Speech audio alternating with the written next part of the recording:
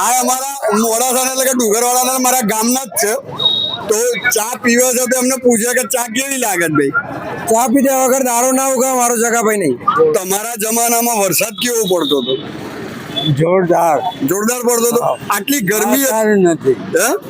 ઓછો ઓછો પડે છે ને? અત્યારે તો ઓછો જ પડે છે, પણ તમારા વખતે તો સારો વરસાદ અત્યારે તો બિલકુલ પડતો જ નથી ને. વાત સાચી છે દાદાની કે એમના જમાનામાં ફૂલ વરસાદ હતો, અત્યારે પડતો નથી. આહાહાહાહાહા. અરે વાલા આવો આવો આવો.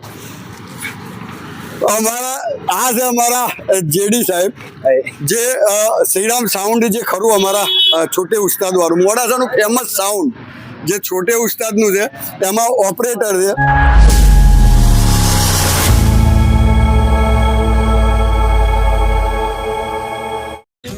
દોસ્તો, હું જયેશ ભટ્ટ, અરવલ્લી કે પન્ની યુટ્યુબ ચેનલથી. તો દોસ્તો, અત્યારે અમે ઊભા છીએ મોડાસા માલપુર રોડ ઉપર. અને મોડાસા માલપુર રોડ આમ જોવા જઈએ તો એવું કહેવાય છે કે અમદાવાદમાં જેમ શ્રીજી રોડ છે એમ અમારો આ મોડાસાનો મોડાસા માલપુર રોડ છે. અને મોડાસા માલપુર રોડ ઉપર એક ફેમસ જગ્યા છે, અને ફેમસ જગ્યા છે અમારી જગાભાઈની ચાની કીટલી. આમ જોવા જઈએ તો એવું કહેવાય છે કે જગાભાઈની ચાની કીટલી એ મોડાસાનું હાટ ગણાય.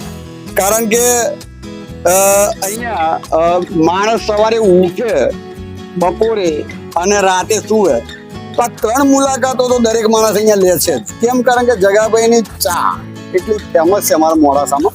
અને આ તમને બતાવું, આ બાજુ અમારું મોડાસા છે અને આ બાજુ અમપુર છે. તો તમને બતાવીએ અમારા અહીંયા ટીમના ટપોરીઓને બોલાયા હતા, પહોંચ્યા છે કે નથી પહોંચ્યા જોઈ લઈએ.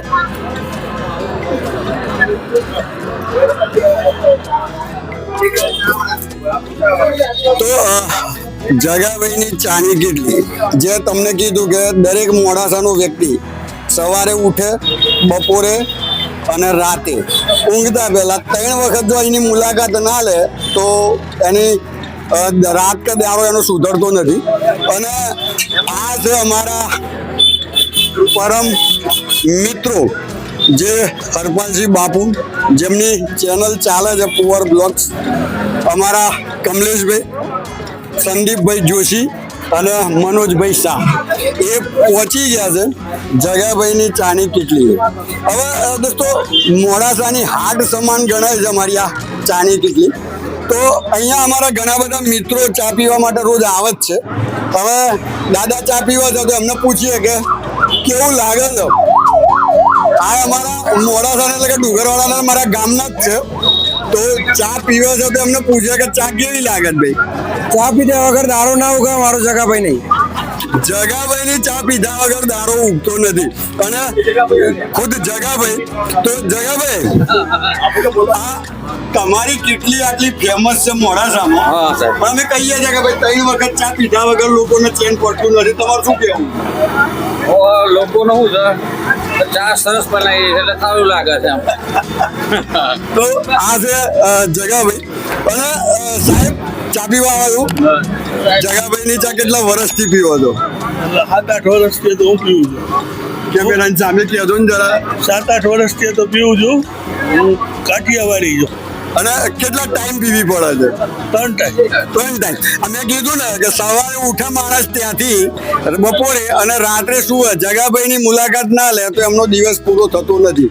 તો અને દાદા, મોડાસામાં જ રહેવાનું? મોડાસા.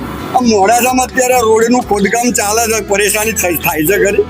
પરેશાની તો જાજી થાય છે. તો આ મોડાસાનું એક કેટલાય વર્ષથી, મને લાગે છે 2-3 વર્ષથી તો એવું લાગે છે કે જે મોડાસામાં રોડનું કામ ચાલે છે, રોડ બને છે, પાછો ખોદી નાખે છે. જો પૂછવામાં આવે તો કે પહેલા કે ગટર લાઈન નાખી, પાછો ખોદે, પછી પૂછીએ તો શું નાખ્યું તો કે ગેસની લાઈન નાખી, પછી કે ભૂંગરા નાખે, એમ કરીને રોજ નવું ચાલે છે. તો આ એક મોટો પ્રશ્ન મારા મોડાસાનો છે. હવે આ અમારા અહીંયા યંગ બ્લડ ઊભું છે, તો યંગ બ્લડ ને જરા અમે પૂછીએ, ભલે ચા કેવી લાગે છે? મસ્ત છે.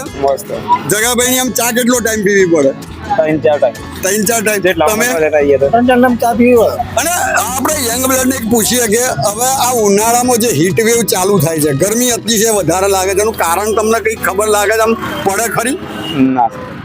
હીટ વેવ ગરમી તો લાગે છે ને? ગરમી તો લાગે છે. પણ આ વધી ગઈ છે ગરમી, આપણું ઋતુ ચક્ર ખલાસ થઈ ગયું છે, એના વિશે તમારા કઈ જાણકારી ખરી? તો શું નામ છે આપણું? સુનિલભાઈ. આઈટીઆઈ કરો છો? ના, હોસ્પિટલમાં નોકરી કરે છે. તો અમારો આ પ્રશ્ન છે કે ભાઈ જગાભાઈ ની ચાય પીવા છે, મોડાસામાં રસ્તા ખોદાયા છે. હવે અમારી દાદા છે. દાદા, તમારા જમાનામાં વરસાદ કેવો પડતો હતો? જોરદાર પડતો હતો. આટલી ગરમી નથી. હે? ઓછો પડે છે ને? અત્યારે તો ઓછો જ પડે છે, પણ તમારા વખતે તો સારો વરસાદ અત્યારે તો બિલકુલ પડતો જ નથી. હે ને? વાત સાચી છે દાદાની કે એમના જમાનામાં ફૂલ વરસાદ હતો, અત્યારે પડતો નથી. મારા બાપુમાં એક મારો દિવાલ ઉપર ડાબુ ખેંચી કોઈ નિકાલ નથી આપતું. નગરપાલિકામાં 2 વખત અરજી આપી, એવું કોઈ નથી. નગરપાલિકામાં ને નગરપાલિકા વાળા દાદા એવું છે ને કે નગરપાલિકાનું કામ અત્યારે તમે જો કે રસ્તામાંથી નવરા પડે તો કોઈક વિચારે ને એવું છે અત્યારે. મારી 2 વખત મેં અરજી આપી ત્યાં ગાડી, મારી દિવાલ પરથી ડાબુ ખેંચીને ખેંચી કોને ખેંચ્યું? પંચાલે. પંચાલે એવું કર્યું છે તમારી દિવાલ ઉપર ધાબુ ખેંચ્યું છે? હા, દિવાલ થી પથ્થર પર ખેંચી છે. તો આ કાલ પાડી દેવાનો ભય ખરો, જવાબદારી વગર. અચ્છા, તો આ દાદાનો પ્રશ્ન એવો. દાદા ક્યાં રહેવાનું આપણે? કડિયાવાળ વળી ચકલા. કડિયાવાળા હોળી ચકલા પર દાદા રહે છે. મોડાસા કડિયાવાળા હોળી ચકલા છે, ત્યાં દાદા રહે છે. એમનો પ્રશ્ન એવો છે કે એમની દિવાલ ઉપર એક પંચાલ ભાઈ છે, એમને આખું એક ધાબુ ચણી ગાલ્યું છે. 2 વખત અરજી આલી નગરપાલિકામાં, પણ નગરપાલિકા વાળા સામે જોતા નથી. હા ને? બિલકુલ સામે નહીં જોતા. તો અમારી આ ચેનલના માધ્યમથી અમે નગરપાલિકા સુધી તમારો પ્રશ્ન મોકલીએ. હા, મોકલીએ કે ભાઈ આવી રીતે આ દાદાની અરજી તમે સાંભળતા નથી તો શું નામ છે? સુરેશભાઈ કેશવલાલ ભાવસાર. શું નામ છે? સુરેશભાઈ કેશવલાલ ભાવસાર દાદાનું નામ છે. મોડાસાના છે. બરાબર. હવે અમે બીજા માણસોને પૂછીએ કે ભાઈ આ હીટ વેવ જે અત્યારે પકડાઈ છે, અરે વાલા અમારા જેડી સાહેબ, જે શ્રીરામ સાઉન્ડ જે ખરું અમારા છોટે ઉસ્તાદ વાળું મોડાસાનું ફેમસ સાઉન્ડ જે છોટે ઉસ્તાદનું છે, એમાં ઓપરેટર છે. અને ચા પીવાનો, ચા કેટલા ટાઈમથી પીવો છો? ચા લગભગ 5 વર્ષ. 5 વર્ષથી. 3 ટાઈમ? 2 ટાઈમ તો કરી છે. 2 ટાઈમ. એટલે મેં કીધું ને જગાભાઈ ની ચા પીધા વગર કોઈને ચાલતું નથી. હવે વસ્તુ એક જ છે, મારો મેન ઉદ્દેશ્ય છે કે આ શિયાળો તો આ પતવાની તૈયારી છે. ગમે ત્યારે દિવસે ગરમી લાગે છે, રાતે ઠંડી. હવે હીટ વેવ ચાલુ થવાનું, તો હીટ વેવ ચાલુ થાય તો શેના માટે થાય છે, એવો કોઈ આઈડિયા કરો? ના, અત્યારે વાતાવરણનું કોઈ વાતાવરણનું તો નક્કી નથી જ, પણ આ ઝાડવો ને બાળવો આપણે કાપી નાખે છે પબ્લિક અત્યારે. એ તો ધ્યાનમાં કોઈ લેતું જ નથી. ધ્યાનમાં નથી લેતો, એટલા ધ્યાન માટે જ આખો એક વિડીયો છે કે હવે મોડાસામાં ઠેર ઠેર વૃક્ષારોપણ આપણે કરવું પડે. અને અમે અમારી આ ટીમ વૃક્ષારોપણના કાર્યક્રમ માટે જ નીકળી છે, પણ અહીંયા બધી પબ્લિકના રિવ્યુ લઈએ કે ભાઈ કેવું છે. ના બરોબર, સાચું. એના માટે જ છે. તો દાદા મોડાસાના છો? આફ્રિકાના છે દાદા.